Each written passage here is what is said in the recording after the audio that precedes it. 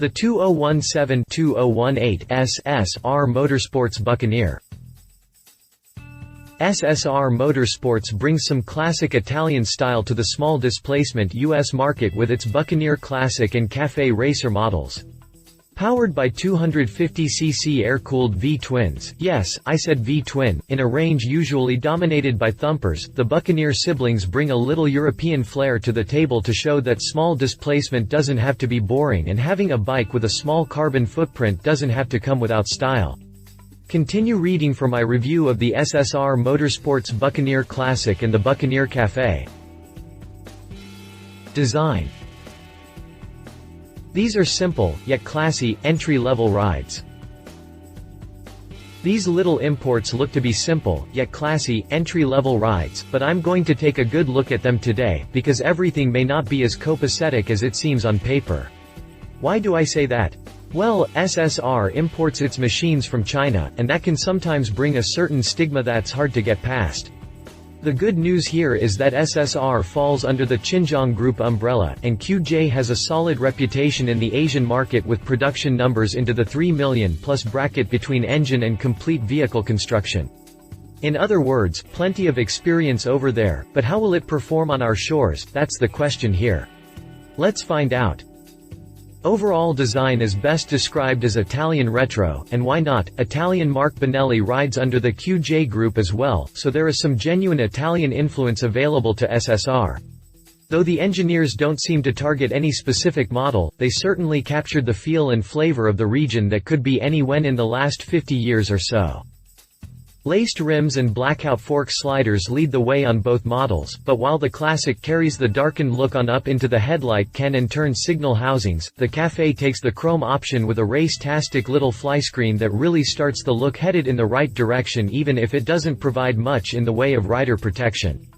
The flylines play across the gentle arc of the fuel tank that sports that classic, knee pocket look, and while I would usually rag on a manufacturer for using a flange-type tank, I have to admit it does fit the dated look of the bike, so they get a buy this time.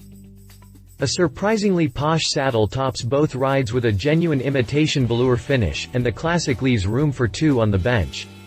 However, the rear fairing on the Cafe eliminates the pillion while forming a shoulder that works to keep the pilot from sliding back under the crushing weight of all that acceleration. Okay, that may be going it a bit high, but it does look good, and it brings the Cafe look home. Taillight housings and turn signal bullets follow the same scheme as the up-front lighting, chrome on the Cafe and blackout on the Classic. An upswept exhaust and oval number plate wraps up the racy panache shared by both bikes. Fit and finish is about what one would expect or a little better.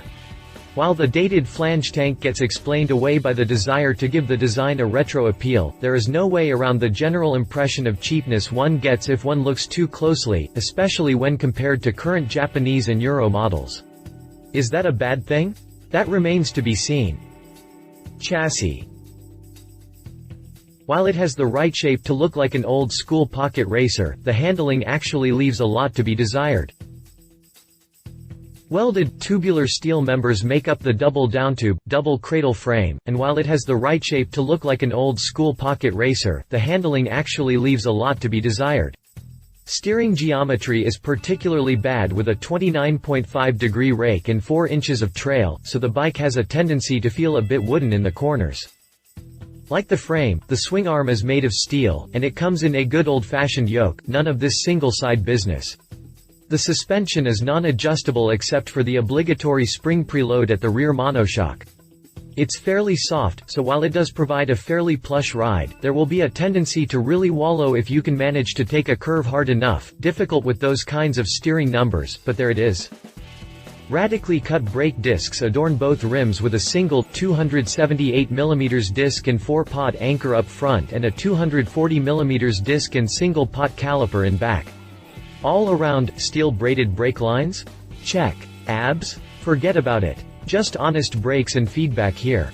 Seat height isn't exactly short leg friendly at 31 inches tall, but the jockey position foot controls and short rise handlebar should be comfortable for all except maybe the tallest riders. Drivetrain. With the inertial mass of a wiffle ball, the engine quickly bleeds energy that takes time, distance, downhill grades to recoup. The beating heart in this pair is a 250cc, air-cooled V-twin. It's really kind of adorable, the little, tiny V-twin with its 60-degree layout and oodles of charm. A 49mm bore and 66mm stroke makes it a long stroke mill, and that may be part of the reason for the unreasonable vibrations from the engine. I mean, V-twins shake some, but these bikes are perfect candidates for the old trick where you fill your handlebar up with shot or expanding foam to prevent the high-frequency vibrations from traveling to the grips to put your hands to sleep. Compression is clocked at 10:1, but the factory dropped the carburetor it used on its Rascal 125 in favor of electronic fuel injection for better control and emissions. According to the factory, the mill puts out 17.4 horsepower at 8,000 revolutions per minute at the shaft, but that doesn't account for losses through the 5-speed transmixer and isn't what makes it to the pavement. Top speed is something in the low 80s downhill with a good tailwind, but the engine quickly loses a lot of its bluster in the face of a headwind, or when traveling slightly uphill or even after a particularly heavy lunge. Yeah, with the inertial mass of a wiffle ball, the engine quickly bleeds energy that takes time, distance, downhill grades to recoup, so as long as you aren't looking at this as a competitive ride, or even as something with which you'll be comfortable riding on the highway, you won't be disappointed. Pricing. MSRP puts us squarely in the budget-minded range, good for an around-town commuter or an errand runner. Pricing is probably the best selling point for these bikes. At $3,499, the Classic is affordable for even cash-strapped budgets, and the factory only tacked on $1,000 for the Cafe Racer trim package for a $3,599 sticker on the racier variant. Competitors. SSR gets credit for the all-accessible price tag, even with its shortcomings. SSR is squaring off with some pretty tough competitors when it steps into the US market, so I had plenty of likely candidates for my head-to-head. Since the Buccaneer family is clearly geared toward the younger, entry-level market. I picked a pocket cruiser from the brand currently listed as the most popular with millennials, Honda. The new Rebel 300 would probably appeal to the same sort of buyer, and even though it has a different overall look about it, it borrows from the classic Rebel, so at least it has a hint of history in the design. Since the Buccaneer carries itself with a non-specific retro appeal, I reckon that's close enough. Honda embraces the blackout concept for that custom look all over the bike. In fact, the only splash of color to be found on the entire bike is on the fuel tank, except for the rear fender on the matte silver model. Cut-down fenders and minimal appointments are constants across the board for a clean, factory-custom look on both the Rebel and the Buccaneer. The Buccaneer's 31-inch seat height towers above the Rebel with its friendlier, 27.2-inch high saddle, thus ceding the vertically challenged market to Honda. Suspension is vanilla across the board, but Honda enjoys a definite advantage in handling with a shorter, 28-degree rake and longer, 4.3-inch trail. Brakes are likewise sufficient at best on the base models, but of course, Honda offers an ABS version for a few more Benjamins, thus gaining a slight advantage at the brakes if you're into that kind of thing. Naturally, Honda's experience shows in the fit and finish, and even though the Buccaneer is better than expected in that department, it still falls below par for the industry leaders. Honda goes the water-cooled route to manage the waste heat from its 286cc thumper, a fact that will add to the rider's comfort in slow traffic and at the red lights. Even though the Honda mill is a thumper, it actually transmits less vibration to the rider, so the less tingly hands and butt will also play a large role in pilot comfort. As you would expect, Honda takes SSR QJ to school at the dyno with 31 ponies and 20 pounds of grunt versus the meek, 17.4 horsepower output from the Buccaneer's V-twin. SSR gets credit for its all-accessible price of $3,499, that is a good price, even with its shortcomings, but for a few more pesos, a buyer can score a bike from a proven company with gobs of name power and a huge rider base for less than $1,000 more at $4,399. Are you going to be comfortable on the interstate on either one? Not likely, but looking at the value per dollar, I have to admit Honda really comes out on top. He said. Was it fair to compare against something like the Honda Rebel? Maybe not entirely, but this is the market SSR chose.